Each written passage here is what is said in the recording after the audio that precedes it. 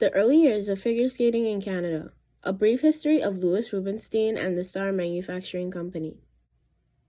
Between the years 1860 to 1920, ice skating grew from a leisure pastime into an official sport. Originally known as fancy skating, figure skating received its name from the various intricate precision patterns or figures that were a required part of competitions until the early 1990s. In the 1860s, exhibitions were frequently held at the Victoria Skating Rink in Montreal. The most important Canadian figure skater in the late 1800s was Louis Rubenstein, who won the unofficial World Championship in St. Petersburg, Russia in 1890. He also won the United States amateur title in 1885 and 1889. Figure skating became an Olympic sport in 1908 and in 1914 was recognized as a sport separate from speed skating. In 1914, the Figure Skating Department of Canada was formed as a part of the Amateur Skating Association of Canada. His dedication to the sport led Louis Rubenstein to becoming the first president of the Amateur Skating Association, a position he held from 1914 until his death in 1931.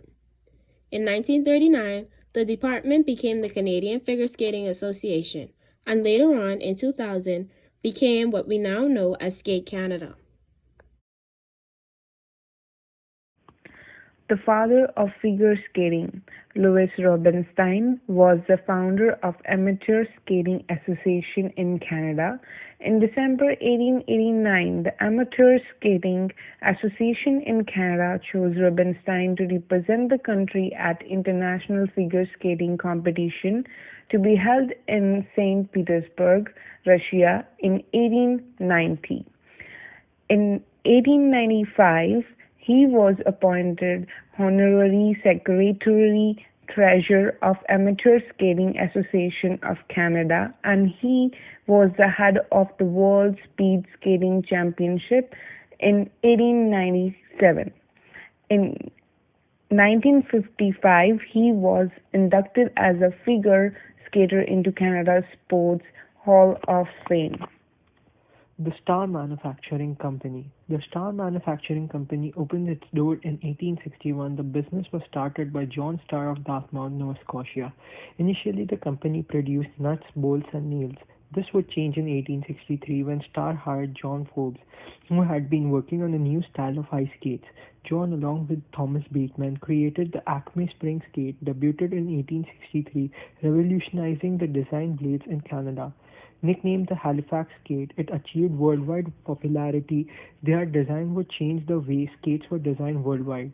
Star skates were a great success for the company. By the end of 1866, the Acme Spring Skate was the most sought-after skate on the market. The company developed several styles of skates, which were sold nationally and internationally.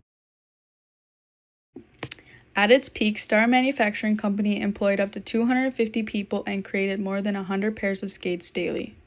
Despite the success of their spring skates, there were some ups and downs for Star Manufacturing Company. In 1873, the patent on Forbes skates lapsed, and Forbes himself was fired from Star in 1878. Without the patent, other companies began developing cheaper versions of Star spring skate. During the mid-1920s, Star Manufacturing partnered with local boot manufacturers to keep up with the growing trend of skates and boots being sold as one. Star's final downfall came into the Depression years when they again let the patent slip on their skates.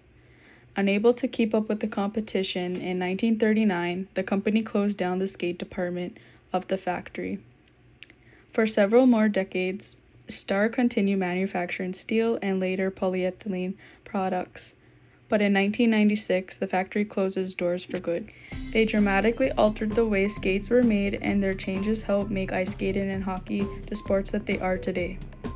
The building was demolished in 2000, and the site was converted to a small green space appropriately called Star Park. Many people drive past this park every day without realizing why it's so important.